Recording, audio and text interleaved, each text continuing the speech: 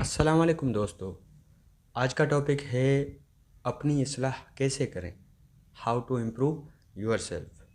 جی دوستو، کسی نے ایک شخص سے پوچھا کہ ہم کتنے کامیاب ہو سکتے ہیں۔ ہم کتنے کامیاب ہو سکتے ہیں کیا مطلب؟ ہم کس حد تک کامیاب ہو سکتے ہیں؟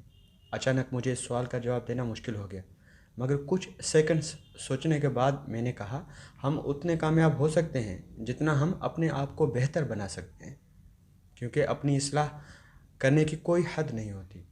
اب اپنے آپ کو کیسے بہتر بنائیں کہ جس سے ہم کامیاب ہو سکیں؟ اپنی اصلاح کرنے کا پہلا پوائنٹ ہے اپنے آپ کو روزانہ 1% بہتر لازمی بنائیں۔ سب سے پہلے یہ سوچیں کہ کامیابی کے لیے آپ کا مقابلہ کس سے ہے؟ کسی اور شخص سے یا اپنے آپ سے؟ دوسرے لوگوں سے مقابلہ کرنے والے لوگ صحت مند مقابلہ نہیں کر سکتے۔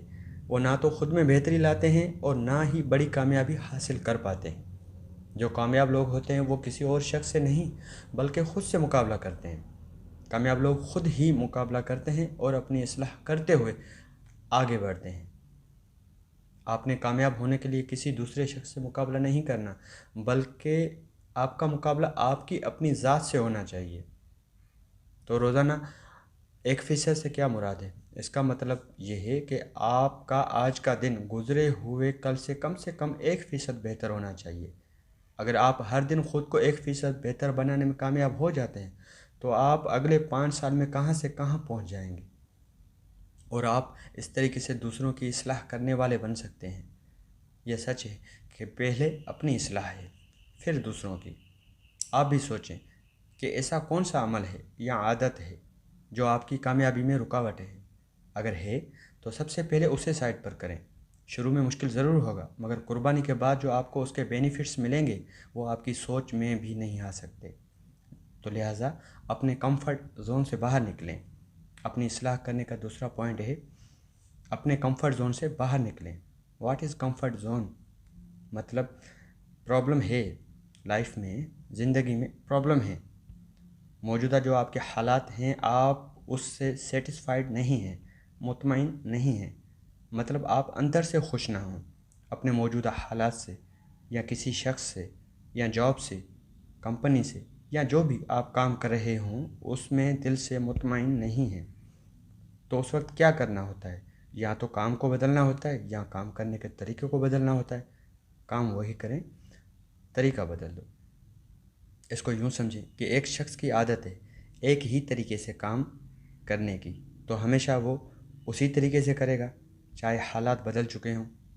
اس کالڈ کمفرٹ زون۔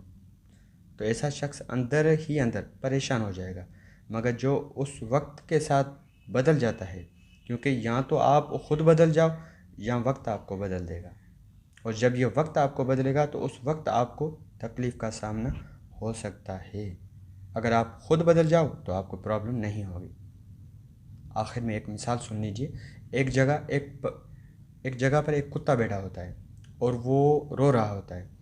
اس کے پاس ایک بھکاری بیٹھا ہوتا ہے۔ وہاں سے گزرتے ہوئے کسی شخص نے بھکاری سے پوچھا یہ کتا ہر وقت روتا کیوں رہتا ہے؟ تو بھکاری کہتا ہے جہاں پر یہ بیٹھا ہے اس کے نیچے ایک کیل پڑی ہوئی ہے۔ تو وہ شخص کہتا ہے کہ جب اسے اتنا درد ہو رہا ہے تو اٹھتا کیوں نہیں ہے؟ تو بھکاری کہنے لگا اسے ابھی اتنا درد نہیں ہو رہا کہ اٹھ جائے۔ مطلب اٹھنے کی تکلف کون کرے؟ This is comfort zone. So get out from your comfort zone. پتہ ہے دوستو، عقل مند انسان کہتے ہیں کہ دنیا میں صرف ایک ہی انسان ہے جو آپ کو کامیاب کر سکتا ہے، اور وہ آپ خود ہو۔ Thanks for watching.